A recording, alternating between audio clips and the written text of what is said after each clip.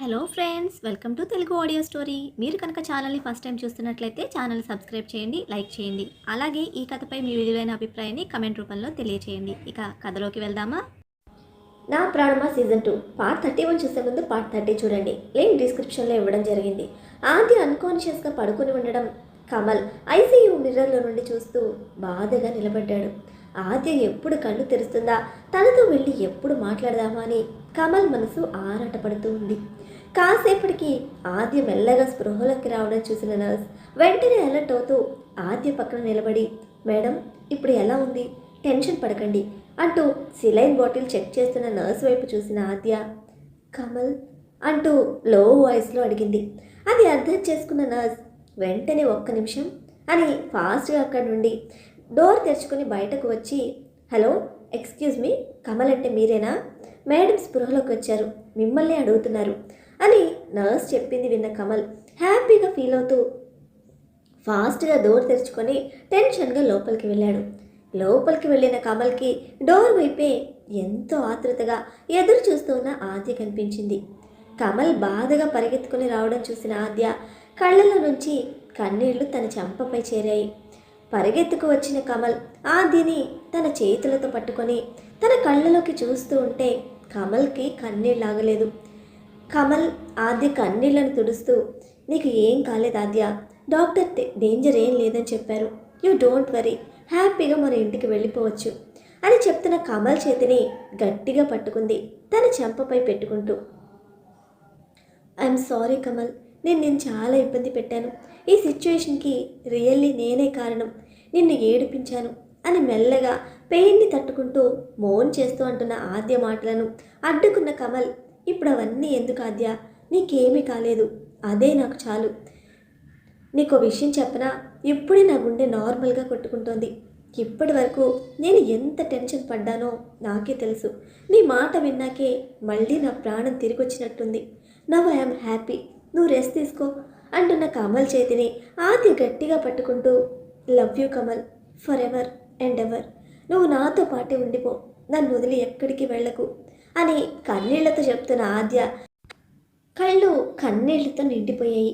నిన్ను వదిలి నేనెక్కడికి పోతాను ఆద్య, నువ్వు నా ప్రాణం, లైఫ్ లాంగ్ నీతోనే ఉంటాను, I love you to, I love you so much అని ఆద్య కన్నీళ్లు తుడుస్తూ నుదుటి మీద కిస్ చేసిన కమల్ని దగ్గరగా లాక్కొని తన పెదాలతో కమల్ పెదాలపై ప్రేమగా అద్దింది ఆద్య. సౌర్య తన దగ్గర ఏదో విషయం దాస్తున్నాడని సమీరకు చాలా కోపం వచ్చింది.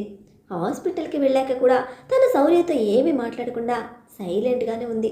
డాక్టర్ అపాయింట్మెంట్ టైం అవడంతో సౌర్య లేచి సమీర చేతిని పట్టుకొని, సమీ పద లోపలికి వెళ్దాం అని సౌర్య అనగానే సమీర చూపు తిప్పేసుకొని తన చేతిని వెనక్కి లాక్కొని, ఇట్స్ ఓకే సౌర్య, నేను నడవగలుగుతాను అను చిరు కోపంతో అనడంతో సమీర ఇంకా కోపంగానే ఉంది అని అర్థం చేసుకున్న సౌర్య తనలో తానే నవ్వుకుంటూ, ఏంటి నువ్వు నడిచేది, మర్యాదగా చేపట్టుకో, లేదంటే ఏం చేస్తానో తెలుసుగా అని అంటూ ఉంటే, ఏం చేస్తావు, నేనే లోపలికి వెళ్తాను అంటూ బలవంతంగా లేచి నిలబడుతున్న సమీరను చూసి, ఓహో అలానా, వెయిట్ సమీ, ఫస్ట్ నేను చెప్పేది కూల్గా విను.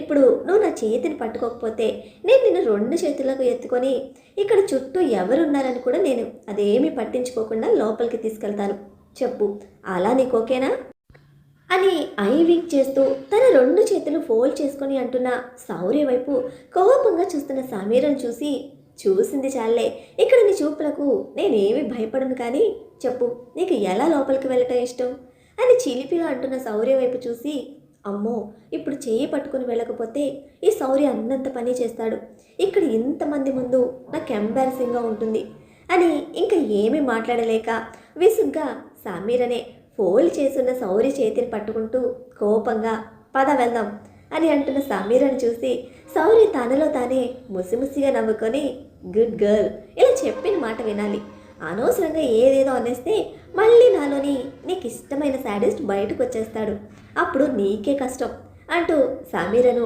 మెల్లగా రూమ్లోకి తీసుకెళ్ళాడు.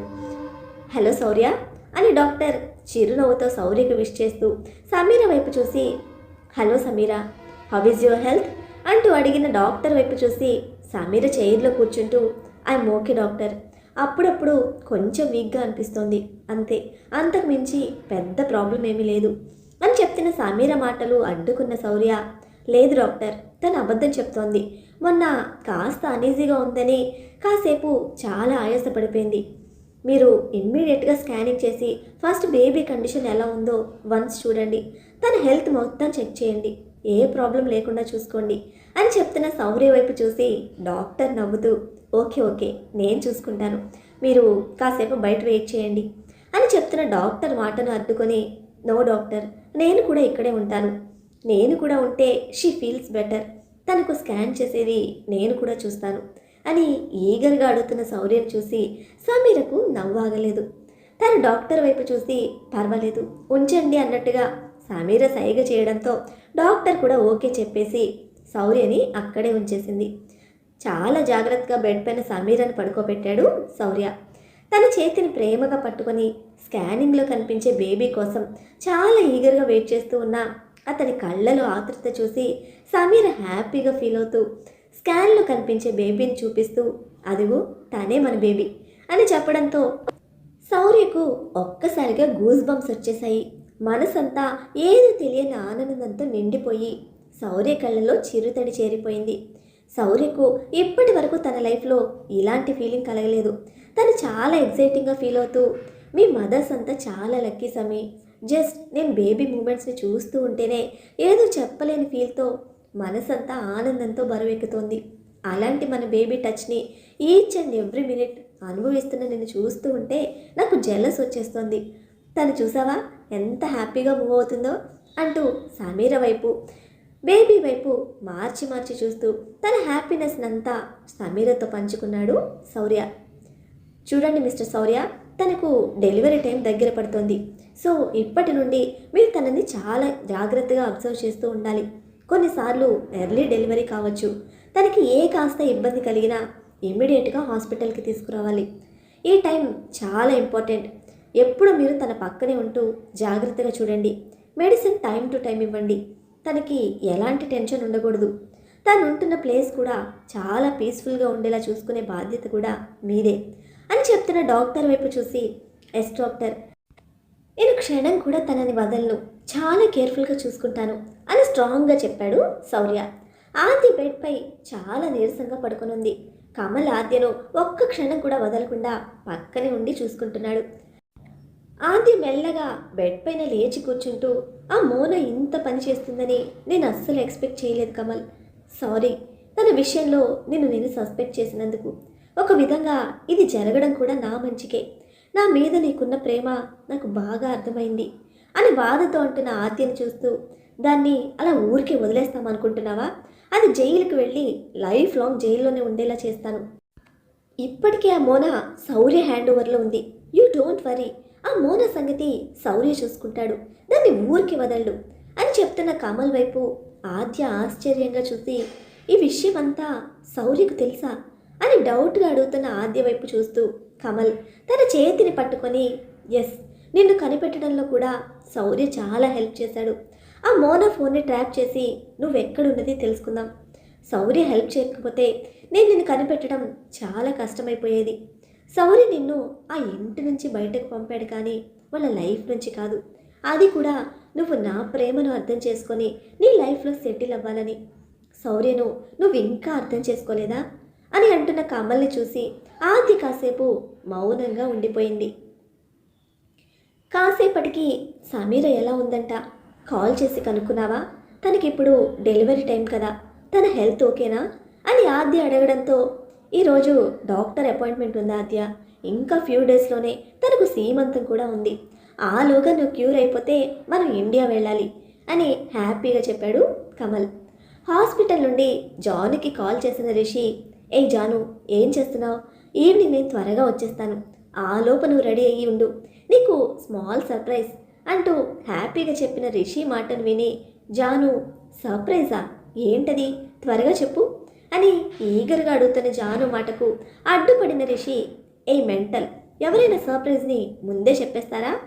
ఫోన్ పెట్టేస్తున్నా, ఈవినింగ్ త్వరగా రెడీ అయ్యుండు, అప్పుడు నీకే తెలుస్తుంది అని కాల్ కట్ చేశాడు.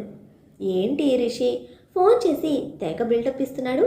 అంతగా ఆ సర్ప్రైజ్ ఏమై ఉంటుంది అని ఫోన్ కట్ చేసి అలాగే ఫోన్ చేతిలో పట్టుకొని ఆలోచనలో మునిగిపోయిన జానుకి ఇంతలో ఒక ఆలోచన వచ్చి మేబీ ఎక్కడికైనా తీసుకెళ్తున్నాడా, లైక్ లాంగ్ డ్రైవ్.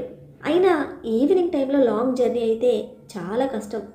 షాపింగ్కి తీసుకెళ్ళి ఏమైనా కొనిస్తాడా? మరీ షాపింగ్కి ఎంతో ఓవరాక్షన్ చేయడలే బాబోయ్. ఇదంతా ఆలోచిస్తే బుర్ర హీట్ ఎక్కిపోతుంది. నేను ఎంతలా థింక్ చేయడం ఎందుకు, ఎలానూ వస్తాడు కదా, వచ్చాక ఆ సర్ప్రైజ్ ఏంటో చూస్తాను. ఈ మధ్య ఈ రిషికి సర్ప్రైజ్లు బాగా అలవాటైపోయాయి అంటూ నవ్వుకుంది జాను. ఈవినింగ్ రిషి చెప్పిన టైం కంటే ముందుగానే రెడీ అవ్వాలని హడావిడిగా వార్డ్రోబ్ ఓపెన్ చేసి మంచి శారీ కోసం వెతుకుతూనే ఉంది. కానీ ఒక్క శారీ కూడా తనకు నచ్చలేదు. ఒక్కొక్కటి తీసి బెడ్ పైన విసిరేస్తూ ఒక్క శారీ కూడా బాలేదు. ఇప్పుడు ఎలా అంటూ ఇంకొన్ని శారీస్ ఓపెన్ చేసింది. దాంట్లో రిషి ఫస్ట్ టైం తనకు ప్రేమగా కొనిపెట్టిన శారీ కనిపించడంతో వావ్, నేను అసలు ఈ శారీ గురించే మర్చిపోయాను. రిషి వచ్చేలోపు దీన్ని కట్టుకొని రెడీగా ఉంటే రిషి చాలా హ్యాపీగా ఫీల్ అవుతాడు.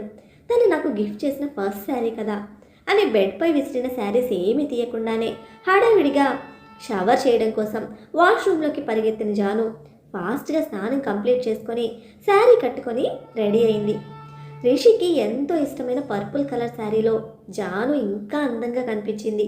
లైట్ మేకప్తో హెయిర్ని లీవ్ చేసి చూడడానికి 2 కళ్ళు సరిపోనంత అందంగా రెడీ అయి రిషి కోసం ఎదురు చూస్తూ కూర్చున్న జానుకి కాసేపట్లోనే రిషి కార్ హార్న్ వినిపించడంతో రిషి వచ్చేసినట్టున్నాడు.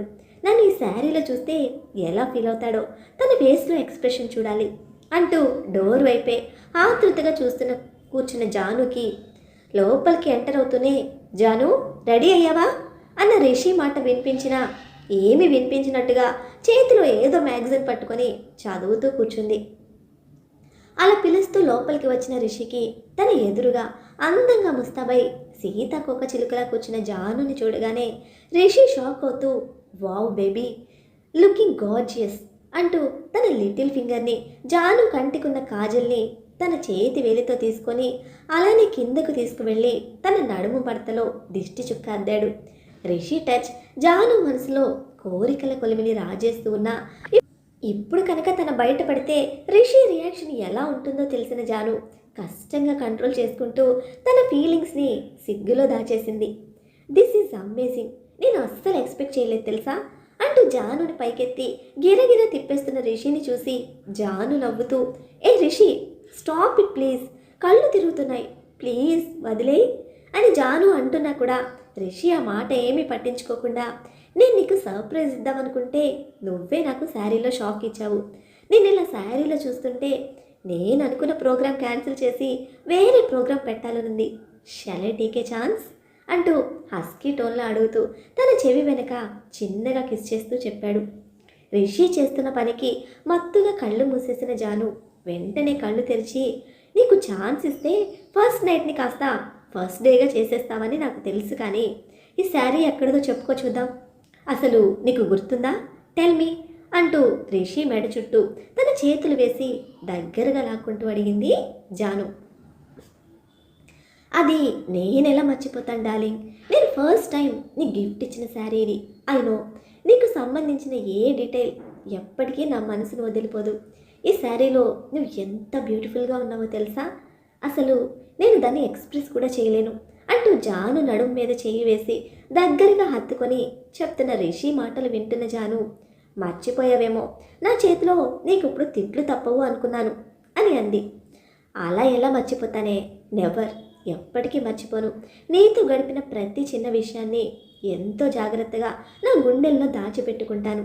నా ప్రాణం పోయే వరకు నీ జ్ఞాపకాలు నా మనసులో పదిలంగా ఉంటాయి అని చెప్తున్న రిషిని చూస్తూ థ్యాంక్ యూ రిషి, నిజంగా నేను చాలా లక్కీ నీ అంత ప్రేమించే హస్బెండ్ని దొరికినందుకు అంటూ ఎమోషనల్ అవుతున్న జానుని నార్మల్ చేయడానికి ఏంటి ఇలా కన్నీళ్లతోనే కడుపు నింపేసుకుందామా, ఇంతకీ ఆ సర్ప్రైజ్ ఏంటో తెలుసుకోవా అని రిషి అడగడంతో జాను రిషి చిక్పై చిన్నగా బైట్ చేసి హా చెప్పు ఏంటా సర్ప్రైజ్ అని అడిగింది. జాను బయటికి రిషి చిక్ చురుక్కుమనడంతో ఉండు ఈ పని చెప్తాను అంటూ జాను పెదాలని తన మునిపంటితో అందుకొని చురుక్కుమనిపించాడు రిషి. షూ అబ్బా రిషి, పెయిన్ వస్తుంది, వదులు అంటూ వెనక్కి జరిగి రిషి భుజాల మీద కొడుతూ, యూ ఇడియట్, ఛాన్స్ దొరికితే చాలు పెదాలపై పంటిగాటుతో మార్క్ పెట్టేస్తావు అంటూ రిషి నుండి దూరం జరుగుతున్న జాను చేయి పట్టుకొని తన మీదకు లాక్కున్న రిషి, ఇప్పుడు చూడు ఆ పెయిన్ ఎలా పోగొడతాను అంటూ జాను పెదాల మీద తన నాలుకతో అద్దాడు. 5 మినిట్స్లో ఫ్రెషప్ అయి వస్తాను, వెళ్ళిపోదాం అని చెప్పి ఫ్రెషప్ అవడానికి వెళ్ళాడు రిషి. ఫస్ట్ టైం స్కానింగ్లో బేబీని చూసిన హ్యాపీనెస్లో ఉక్కిరి బిక్కిరి అయిపోతున్న శౌర్యం చూసి సమీరకు కూడా చాలా హ్యాపీగా అనిపిస్తూ ఉన్నా మళ్ళీ వెంటనే శౌర్య తన దగ్గర ఏదో దాస్తున్నాడు అనే విషయం గుర్తొచ్చి తిరిగి తన మనసు కోపంతో నిండిపోయింది. సమీ, ఐఎమ్ సో హ్యాపీ. బేబీ ఎంత క్యూట్గా కదులుతుందో చూసావా? ఎప్పుడెప్పుడు మన బేబీని చేతుల్లోకి తీసుకొని ఆ ఫస్ట్ టచ్ని ఫీల్ అవుతానా అని చాలా ఎగ్జైటింగ్గా ఉంది అని కార్ డ్రైవ్ చేస్తూ ఉంటున్న శౌర్య మాటలు విన్న సమీర ఎలాంటి ఆన్సర్ ఇవ్వకుండా కూర్చున్న సమీరని చూసి, what Sami, what are you thinking? నేను ఇంత హ్యాపీగా ఉంటే నువ్వేంటి అలా డల్గా ఉన్నావు? ఎనీథింగ్ రాంగ్ అని డౌట్గా అడుగుతున్న శౌర్య వైపు అయోమయంగా చూస్తున్న సమీరని చూసి, ఏంటే గుడ్లు అంతంత పెద్దవి చేసుకొని మింగేసేలా అలా చూస్తున్నావు? కొంప తీసి ఆ చూపుతోనే చంపేస్తావా ఏంటి అని నవ్వుతూ శౌర్య అనగానే సమీర చూపు తిప్పుకొని, త్వరగా ఇంటికి వెళ్దాం పద, నేను రెస్ట్ తీసుకోవాలి, నాకు చాలా వీక్గా ఉంది, కామ్గా డ్రైవ్ చేస్తావా ప్లీజ్ అని అంటున్న సమీర మాట విని శౌర్య కార్ని సైడ్కి తీసుకొని, ఏంటి సమీ, ఎనీ ప్రాబ్లం? ఏమనిపిస్తోంది చెప్పు, మళ్ళీ హాస్పిటల్కి ఏమైనా వెళ్దామా అని కంగారుగా అడుగుతున్న శౌర్యం చూసి, అయ్యో అలాంటిదేమీ లేదు, కాసేపు జర్నీలో ఉన్నాను కదా, వీక్గా అనిపించింది, వెళ్ళి రెస్ట్ తీసుకుంటే సరిపోతుంది, ప్లీజ్ త్వరగా ఇంటికి తీసుకెళ్ళి శౌర్య అని సమీర అనగానే ఇంకేమీ ఆలోచించకుండా శౌర్య వెంటనే, కార్ స్పీడ్ కొంచెం ఎక్కువ చేస్తున్నాను సమీ, కేర్ఫుల్గా కూర్చో, సీట్ బెల్ట్ కరెక్ట్గా పెట్టుకో, 5 మినిట్స్లో నేను ఇంట్లో ఉంచుతాను అంటూ టెన్షన్గా కార్ డ్రైవ్ చేస్తున్న శౌర్యం చూసి, నా కోసం ఇంత టెన్షన్ పడతాడు, ఇంత కేరింగ్గా చూసుకుంటున్నాడు, కానీ ఏదో మాత్రం నా దగ్గర హైడ్ చేస్తున్నాడు, ఖచ్చితంగా ఏదో ఉంది, శౌర్య నుంచి దాన్ని ఎలా తెలుసుకోవాలి అని మనసులో అనుకుంటూ కళ్ళు మూసుకొని సీట్లో వెనక్కి వాలి ఆలోచనలో మునిగిపోయింది సమీర. అరే ఎవర్రా నన్ను ఇక్కడికి తీసుకొచ్చి పెట్టింది? మర్యాదగా వదిలిపెట్టండి, నేనెవరో తెలుసా? అనవసరంగా నాతో పెట్టుకుంటున్నారు, ఒక్కొక్కరి డెడ్ బాడీస్ కూడా దొరకకుండా చేస్తాను, అసలు ఎంత దమ్ముంటే నన్ను ఇలా కట్టి పడేస్తారు? నా ముందుకొచ్చి నాతో మాట్లాడండిరా చెమట దద్దమ్మల్లారా, ఇలా దొంగల్లాగా దాక్కోవడం కాదు అని నోటికొచ్చినట్టుగా ఏడాపెడా వాగుతూనే ఉంది మోన. అబ్బా దీని టార్చర్ భరించలేకపోతున్నాను రా బాబు, వచ్చిన దగ్గర నుంచి ఇది నా చెవి కోసిన మేకలాగా అరుస్తూనే ఉంది, కట్టాల్సింది దీని చేతులకు కాదు, ముందు దీని నోటికి ప్లాస్టర్ వేసి పడేస్తే పేడ పోతుంది, అప్పుడు కానీ మనకు ప్రశాంతత ఉండదు అని అక్కడ ఉన్న వాళ్ళలో ఒక అతను అనడంతో ఇంతలో ఇంకొకడు మాట్లాడుతూ, శౌర్య సార్ నుంచి ఆర్డర్ రావాలి కానీ దీన్ని ఇప్పటికిప్పుడే షూట్ చేసి పాడేస్తాను, ఇలాంటి వాళ్ళ వల్లే ఫ్యామిలీస్ పాడైపోతున్నాయి, ఎంత ధైర్యం ఉంటే ఇది ఒక అమ్మాయిని కిడ్నాప్ చేస్తుంది? ఇది చాలా డేంజరస్ పర్సన్లా ఉంది, దీంతో జాగ్రత్తగా ఉండాలి, అది మనం కట్టి పడేసినా కూడా తప్పించుకుని పోయే రకం, సో మీరందరూ కూడా చాలా అలర్ట్గా ఉండండి అని మిగతా వారిని అలర్ట్ చేస్తూ చెప్పాడు. శౌర్య సార్ దగ్గర నుంచి కాల్ వచ్చే వరకు దీన్ని వాచ్ చేయడమే మన డ్యూటీ, దీన్ని ఏం చేయాలో ఆయనే చూసుకుంటారు, అప్పటి వరకు జాగ్రత్తగా కాపలా కాయండి అని చెప్పాడు. మరి ఇప్పుడు మోన పరిస్థితి ఏం కానుంది? తనని పోలీస్కి హ్యాండ్ ఓవర్ చేస్తాడా లేక తన ట్రీట్మెంట్ ఇస్తాడా శౌర్య? సమీర కోపాన్ని శౌర్య ఎలా పోగొడతాడు? ఏం జరుగుతుందో తెలుసుకోవాలనుకుంటే నెక్స్ట్ ఎపిసోడ్ని ఫాలో చేయండి. అలానే ఈ ఎపిసోడ్ని లైక్ చేయటం మాత్రం మర్చిపోకండి. Bye friends.